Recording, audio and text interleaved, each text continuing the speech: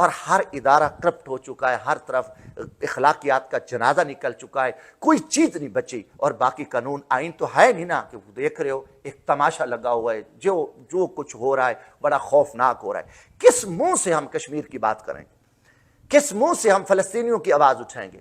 دنیا ہمارے کردار پہ لعنت کر رہی ہے کہ اس ملک میں کوئی چیز نہیں ہے۔ مثلا میں پاکستانی ہوں، میرا جینا مرنا اس ملک کے ساتھ ہے، ہم نے خدمت کی ہے، اور ہمیں پتہ نہیں ہے کہ آ کے ہمیں بچوں کو مار رہے ہیں، ہماری بیگمات کو مار رہے ہیں، ان کو گھسیٹ رہے ہیں، اٹھا رہے ہیں۔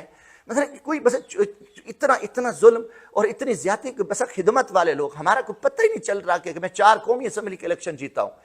میرا جرم یہ تھا کہ میں نے عمران خان کے ساتھ ہاتھ ملا لیا۔ یار ہاتھ ملایا اس مشکل وقت میں ملا لیا، تو ہم نے جرم نہیں کیا، تو ٹھیک ہے جی کہ آپ بس آج عمران خان کو آپ چھوڑ دو، آپ جتنی لوٹ مار کرو، کرپشن کرو، ملک کو لوٹو، آئین کو تہس نہس کرو، آپ پہ معافی ہے۔ یہ کون سا فارمولہ ہے یار؟ میں یقین کرو اس دیکھ کے حیرت ہے کہ چادر 4 دیواری کا تقدس مال کرو، عورتوں کو اٹھاؤ، اور پھر ہم اتنے بےغیرت ہیں کہ ہم آپ کے آگے سرنڈر کر جائیں۔ تو میں یہ چیزیں مثلا یہ اتنا جبار ہے، اور پھر عدالتوں کی کوئی سنی نہ رہی۔ مجھے افسوس ہے کہ ہماری عدالتیں کیوں بیٹھی ہیں، یہ بند کر دیتے۔ یہ بھی قوم پہ ایک بوجھ ہے کہ کوئی ان کی بات نہیں سنتا، بس ٹھیک ہے کوئی چند بیچارے اچھے جج ہیں، ان کی بھی وہ پیچھے لگے رہتے ہیں، اور ان کو بھی کہیں نہ کہیں نشانہ بنائے رہتے ہیں۔ اب ہم 3 ماہ ہو گئے ہیں، دن رات فورس سے ہمارے پیچھے ہیں، دن رات پیچھے ہیں۔ مثلا محرم والے دن 9 محرم کو بھی وہاں سیکورٹی کی سخت ڈیوٹی تھی، تو پتہ چلا جمشید دستی آیا ہوا ہے، تو کہا کہ چھوڑ دو یہ سیکورٹی۔ یار جمشید دستی کو آپ نے گرفتار کر کے کیا کرنا ہے؟ اتنی بڑی ذمہ داریاں میں کیا جو دوں؟ میں تو یار ایک عام آدمی ہوں، بے گھر آدمی ہوں، ایک جوتے اٹھانے غریب، ایک بیلدار کا بیٹا ہوں۔ کیا ہاں صرف میں سچ بات کچھ کرتا ہوں، سچ آپ کو کڑوائے کہ نہیں ہے کہ آپ ظلم کرو، زیادتیاں کرو، پھر ہم بےغیرت بن کے خاموش بیٹھے رہیں؟ یہ نہیں ہو سکتا۔ اور ہم تھوکتے ہیں ایسی ایم این اے شپ پہ، لوگوں کو کہو، لوگوں کو ضرورت ہے، ان کی مجبوریاں ہیں، بڑے بڑے سرداروں نوابوں جگیرداروں کی کہ ایم این اے بننا ہے، تھانے دار لگوانا ہے، پٹواری لگوانا ہے، ڈی سی لگوانا ہے، ڈی پی او لگوانا ہے، بھتہ کھانا ہے، ظلم کرنے ہیں، لوگوں کے اوپر مقدمے درج کرانے ہیں، لوگوں کے اوپر کتے چھوڑنے ہیں، ان کی جائیدادوں پہ قبضے کرنے ہیں۔ یہ لوگ تو اپنا ضمیر، ان میں ضمیر بھی نہیں ہوتا، وہ بکتے ہیں۔ اب ہم نے خدمت والے لوگ، ہم نے کیا کسی سے انتقام لینا ہے، کسی کو جیل میں ڈکوانا ہے، مار دار کرنی ہے؟ ہمارا گھر بھی نہیں ہے، میری کوئی جائیداد مربع نہیں ہے کہ آپ آ کے قبضے کر لو۔ تو ہم آ کے ہم ایک لعنت ہے ایسی ایم این اے شپ پہ کہ ہمیں الیکشن سے باہر رکھ دیں گی، فلان کر دیں گی، ہم ایسی چیزوں پہ تھوکتے ہیں۔ باقی میں قوم کو یہ بتا دوں، ابھی جو یہ عمران خان کا اس سلسلہ شروع ہوا ہے، جو یہ مہنگائی کی بات کر رہے ہیں اور یہ کہتے ہیں کہ ہم سے ان سے کچھ سوال کرنے والا ہے۔ 120 ارب روپے انہوں نے اسی دوران عمران خان تحریک انصاف کو کے اوپر ایف آئی آروں میں، ان کو پکڑنے میں، لوگوں کو اٹھانے میں، اور ان کے پورے ملک میں ان کے پیچھے جو ہے نا ان کے اوپر چلان بھیجنے میں یہ پیسہ خرچ ہوا ہے۔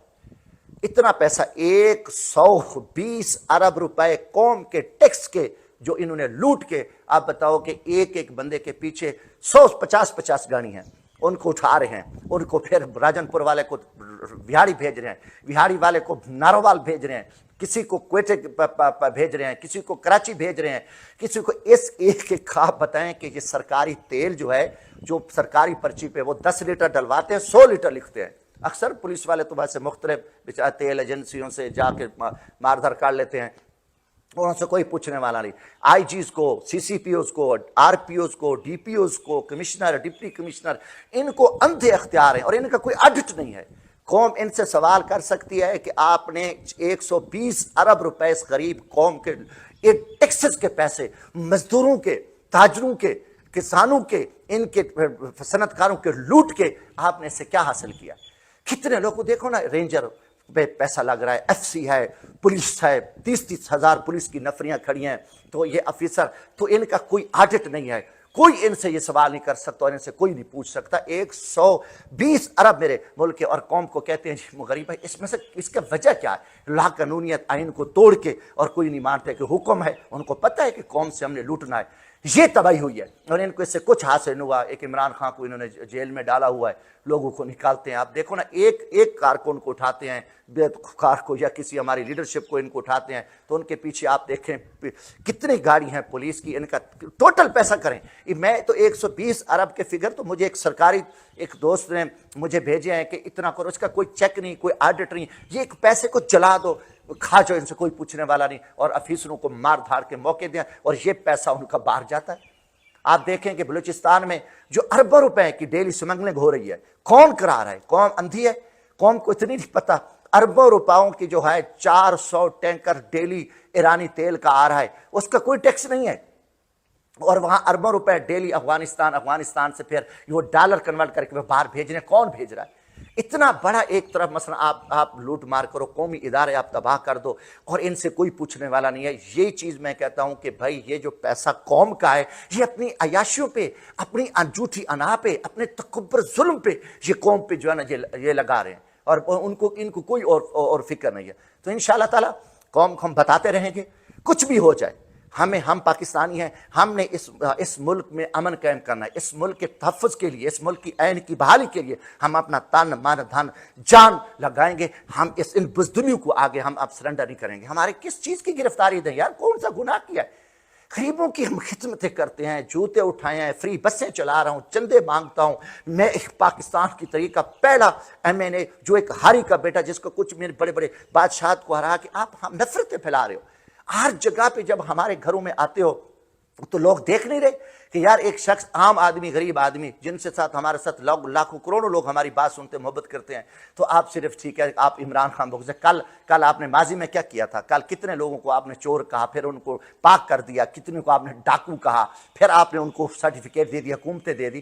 تو قوم جان چکی ہے کہ آج جو کچھ اتنے جیلی کیسز، من گھڑت کیسز بنا کے کو ذلیل کر رہے ہو، بارہ میں نے پچھلی ویڈیو میں بھی کہا کہ ہماری بددعائیں آپ کے پیچھے ہیں، مگر ہم یقیناً میرا ایمان ہے ہم اللہ کو جواب دیں گے کہ یا اللہ ہم کچھ جو بس میں تھا ہم نے کیا تھا، اس لیے کھڑے ہیں۔ اور انشاءاللہ باقی دوسری طرف جو ہے نا، میں نے پچھلے دنوں پروگرام کیا 14 اگست کا، میں یقیناً گھر میں موجود ہوں، میں کہاں جاؤں، کس لیے جاؤں؟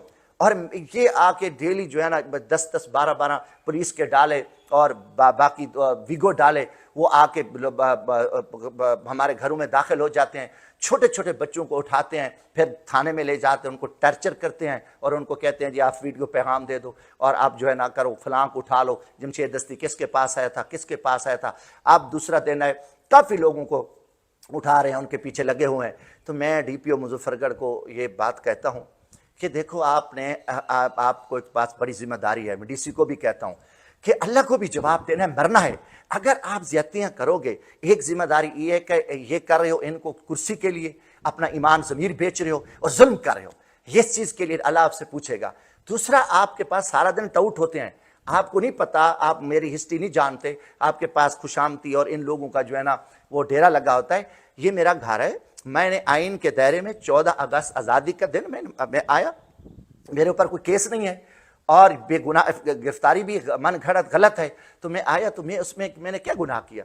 تو الحمدللہ میں کبھی اتنی نہیں کہ میں کہاں جاؤں گا، میں کبھی بھی نہیں گیا، بس میرے چند دن میں آپریشن تھا تو میں نے اپنا علاج کرایا، اور میں سیریس تکلیف میں تھا، تو باقی تو الحمدللہ میں خود دیہاتی آدمی ہوں، میں تو جنگل میں بھی سو جاتا ہوں، ریت کے ٹیلوں پہ بھی میں سو جاتا ہوں، اور زمین پہ بھی میں سو جاتا ہوں، کیونکہ میں ممی ڈیڈی نہیں ہوں، اور میں نے اتنی بڑی تعلیم حاصل بھی نہیں کی تھی۔ بدقسمت یہ ہے کہ انگریزی تعلیم نے ہمیں بزدل بھی کیا، بےغیرت بھی کیا ہے، کہ کیونکہ اخلاقیات اس میں نہیں ہے، خوف خدا نہیں ہے، کہ اگر آپ قرآن پڑھ لیتے، حدیث پڑھ لیتے، نبی صلی اللہ علیہ وسلم کی زندگی کو پڑھ لیتے، تو آپ ظلم نہ کرتے کہ آپ صلی اللہ علیہ وسلم نے دوران جنگ صحابہ کو حکم دیا بچوں کا خیال کرنا ہے، عورتوں کا خیال کرنا ہے، اور جو دشمن ہتھیار پھینک دے اس کو قتل نہیں کرنا، یہ ہدایات جاری ہوتی، اور آپ ہمارے ساتھ یہاں پہ آپ کیا کر رہے ہو؟ تو اگر آپ میں اس انسانیت ہوتی، اخلاقیات ہوتا، تو آپ کرسی عہدے کو تھوک دیتے۔ آپ کہتے کہ ہم کسی کی بلا وجہ کسی کے گھر میں نہیں جاتے، مگر بدقسمتی کیونکہ آپ میں ایمان نہیں ہے، آپ بزدل ہو،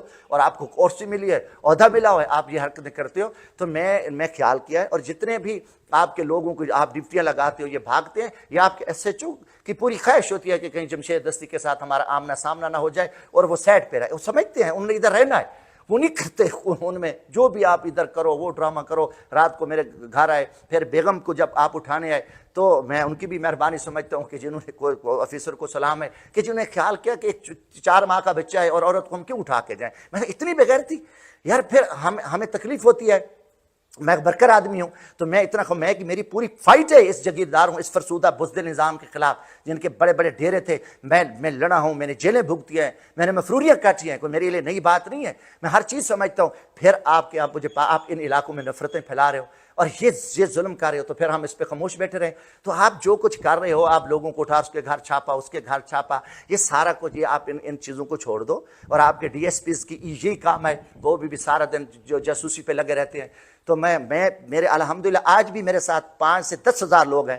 5,000 لوگوں نے مجھے حلفاً کہا کہ آپ مظفر گڑھ میں پروگرام کریں.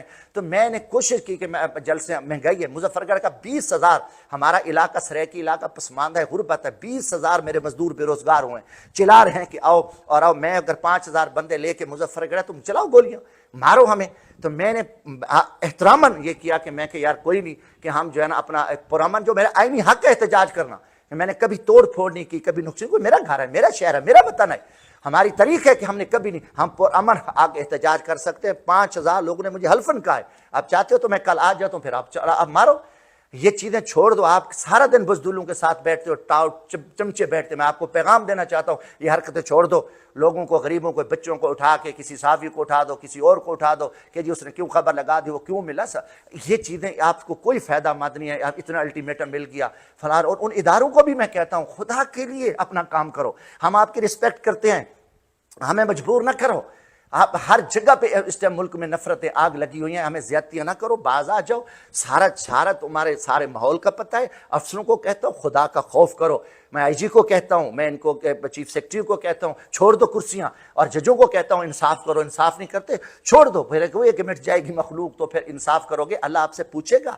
یہ اسلام پہ ملک قائم ہوا ہے. تو اس لیے پوری دنیا ہمارا تماشا دیکھ رہی ہے. اور جتنے لوگ اوپر بیٹھے ان کو کہتا ہوں توبہ کرو، خدا سے معافی مانگو اور عمران خان کو باہر نکالو. آنے دو، ملک میں امن قائم کرو. اور یہ جو من گھڑت جیلی کیسز بنائے، فری اینڈ فوری الیکشن کرو. آئین 90 دن کا کہتا ہے، اور الیکشن کمیشن یہ نیچے سارا ڈرامہ رچا ہوا ہے. یہ حرکتیں چھوڑ دو اور خان صاحب کو یہ کو معافی معذرت کرو. اور عمران خان ملک کو بہتری کی طرف لے کے جا سکتا ہے. عمران خان نے قوم کو اکٹھا کیا جیسے 1947 سے پہلے قوم اکٹھی ہوئی اور پاکستان بنا. یہ پاکستان حقیقت نہ میں چاپلوس ہوں، نہ میں خوشامد پرست ہوں، نہ میں نے پہلے بھی کہا کہ میں خان صاحب کے مشکل وقت میں آیا. جو بڑے بڑے تھے وہ فائدے لینے والے، وہ سردار نواب، وہ چاپلوس اور کمیشن مافیا، وہ تو سارے بھاگ گئے ہیں. ہم مشکل وقت میں ہیں، پاکستان کے لیے ہیں.